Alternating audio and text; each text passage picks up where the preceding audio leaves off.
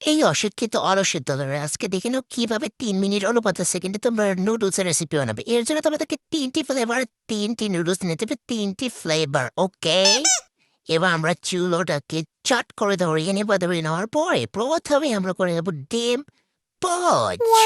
ডিম পোচ করে নেব। এর জন্য তেল এনে নেবো আমরা। আরেকটু দিতে হবে, আরেকটু। হ্যাঁ, ঠিক আছে। এবার তেলটা ঢেলে নিয়ে একটু গরম হয়ে গেলে এর মধ্যে আমরা ডিমের খোসা পড়লো কেন? আমি ডিমের খোসা ভাজতে চাইনি, আমি ডিম ভাজতে চেয়েছি। ডিমের খোসা পড়লো কেন? যাই হোক, এবার আমরা ডিমটাকে বেছে নিব। আমি রেসিপি বানাবো, সেটা ডিম ভাজি হোক আর আলু ভর্তা হোক, কোনো অসম্ভব নেই, এটা তো কল্পনার বাইরের বিষয়।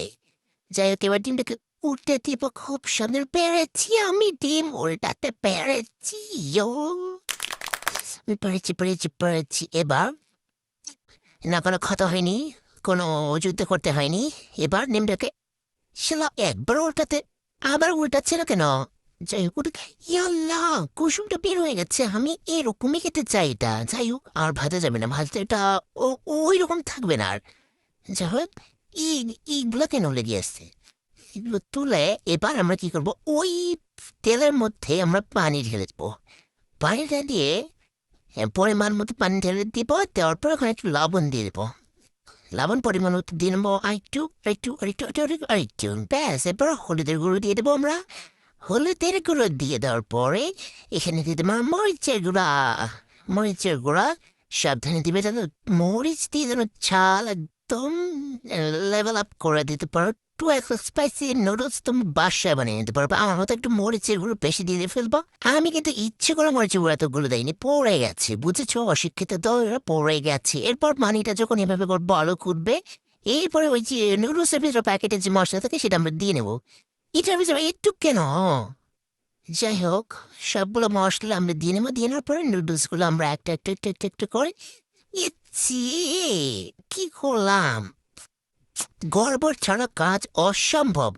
এবার নুডলসগুলোকে দিয়ে দেওয়ার পরে এই যে দেখো আবার ইশাল্লা।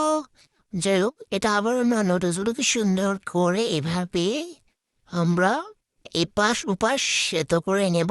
সুন্দর করে নুডলসগুলো খুব ভালো করে সেদ্ধ হয়ে গেলে আমরা আবার এটাকে উল্টিয়ে দেব। উল্টিয়ে দেওয়ার পরে আমরা এটা সেদ্ধ হওয়ার জন্য কিছুক্ষণ রেখে দেব। কিছুক্ষণ বলতে কয়েক সেকেন্ড। এরপর এভাবে আরে কাঁটা চামচ দিয়ে একটু একটু সুন্দর করে একটু এলোমেলো করে দিবে। তাহলে এগুলো সুন্দরভাবে সেদ্ধ হয়ে যাবে। ঠিক এভাবে এরপর কি করব? আমরা কাজ করব। একটু অবশিষ্ট কাজ আছে, সেটা হচ্ছে আমরা এর মধ্যে সস দিয়ে দেব। সস, প্রাণ সস, সসের বস। সস দিয়ে আবার এটাকে আমরা মিক্স করে ফেলবো। সসগুলো মিক্স করার পরে এটা প্রায় হয়ে এসেছে। এরপরে একটু আমরা বড়লক্স ভাব নেওয়ার জন্য পেঁচি ডিমটা ভেজে রেখেছিলাম সেটা না, আরে না, আর একটু চাট মশলা দিয়ে নেবো আবার।